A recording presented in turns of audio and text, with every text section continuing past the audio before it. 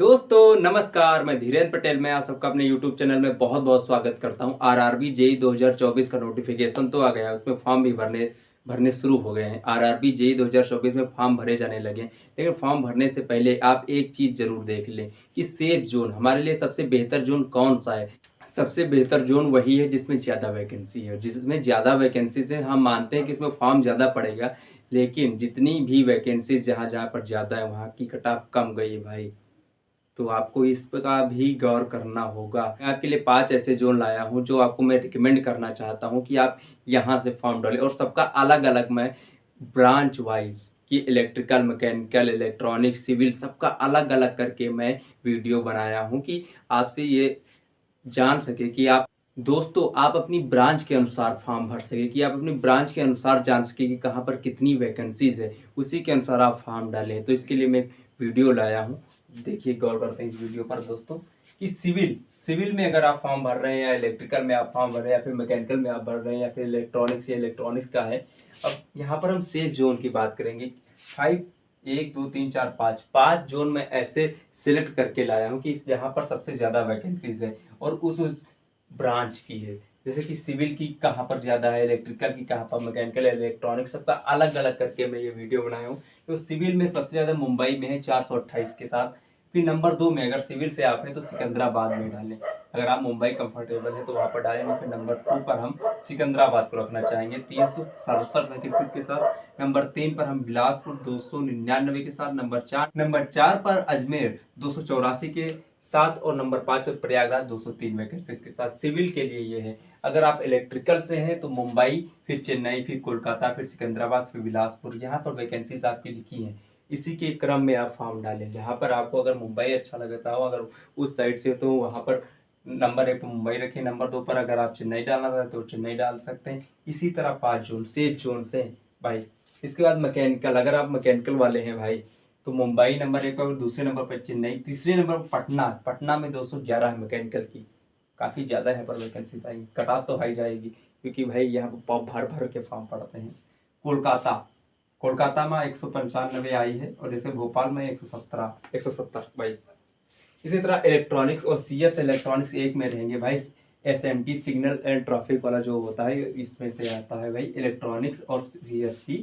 इसमें वैकेंसी मुंबई, फिर कोलकाता, फिर प्रयागराज, फिर बिलासपुर, फिर चेन्नई, सबकी वैकेंसीज अलग अलग लिखी हैं। जैसे कि मुंबई में 97 है, कोलकाता में 66 है, प्रयागराज में 62 है, बिलासपुर में 42 है, चेन्नई में 40 है। ये इलेक्ट्रॉनिक्स और CS वालों के लिए हो गया। यहाँ पर ये मैकेनिकल वालों का, ये इलेक्ट्रिकल वालों का, या सिविल वालों का, सबका अलग अलग करके आप देख लीजिए भाई। दोस्तों सेफ जोन कैसे डिसाइड होता है? Safe zone number of vacancies से डिसाइड होता है, ठीक है। जहाँ पर नंबर ऑफ वैकेंसीज ज़्यादा है, हाँ कुछ ऐसे जोन्स होते हैं जहाँ पर नंबर ऑफ वैकेंसीज कम होती हैं, लेकिन उन पर हम ज़्यादा विश्वास नहीं कर सकते कि वहाँ पर, लेकिन जहाँ पर नंबर ऑफ वैकेंसीज ज़्यादा है वहाँ की कट ऑफ कम जाएगी भाई। क्लियर है? अगर बहुत, हाँ जैसे कि गुवाहाटी हो गया, जम्मू एंड कश्मीर हो गया, यहाँ की वैकेंसीज भी कम होती हैं और कट ऑफ भी कम जाती है, लेकिन उनका अलग रीज़न है भाई। सब लोग गुवाहाटी और जम्मू कश्मीर में जाकर वैकेंट जॉब नहीं कर सकते हैं, लेकिन मुंबई और चेन्नई, कोलकाता जाके जॉब किया जा सकता है। तो ये भी देखना है भाई, ये थोड़ा ही नहीं कि हम कहीं भी डाल दें। तो इसके लिए मैंने 5 बेस्ट जोन सिलेक्ट किया है दोस्तों। अगर आप ये 5 बेस्ट जोन सबका अलग अलग है, ये नहीं कि जाए तो सिकंदराबाद नंबर 2 पर इसमें आ रहा है तो इलेक्ट्रिकल वालों में चेन्नई, इसमें चेन्नई मैकेनिकल, कोलकाता नंबर 2 पर इलेक्ट्रॉनिक्स में आ रहा है। सबका अलग अलग है। ये नहीं कि आप देखें कि फॉर्म में सबसे ज़्यादा वैकेंसी जहाँ पर ज़्यादा है वही फिल कर दे, ऐसा नहीं करना है। आपको ब्रांच वाइज सिलेक्ट करना है कि सिविल, इलेक्ट्रिकल, मैकेनिकल सबका अलग अलग आप वहाँ पर कैलकुलेट कर लें, फिर उसके बाद आप फॉर्म भरें दोस्तों। अब मैं भी आरआरबी जेई का एस्पिरेंट हूँ, मैं इसकी प्रिपरेशन कर रहा हूँ। मैंने मैकेनिकल इंजीनियरिंग की है, तो मैकेनिकल इंजीनियरिंग से मैं फॉर्म डालूंगा। तो मेरा जोन कौन सा होगा, मैं आखिर किस जोन से सिलेक्ट करने वाला हूँ? तो मेरा जोन भाई मैं भोपाल से सिलेक्ट करने वाला हूँ। यहाँ पर वैकेंसीज कम है, लेकिन ये 5 नंबर पर आ रहा है।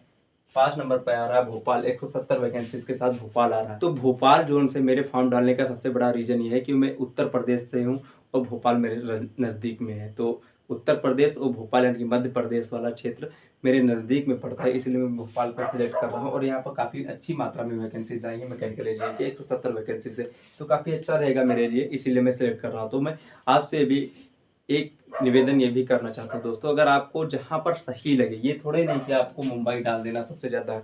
अगर आप पटना वाले हैं, पटना के पास में, तो यहाँ पर फिल कर सकते हैं मैकेनिकल इंजीनियरिंग वाले।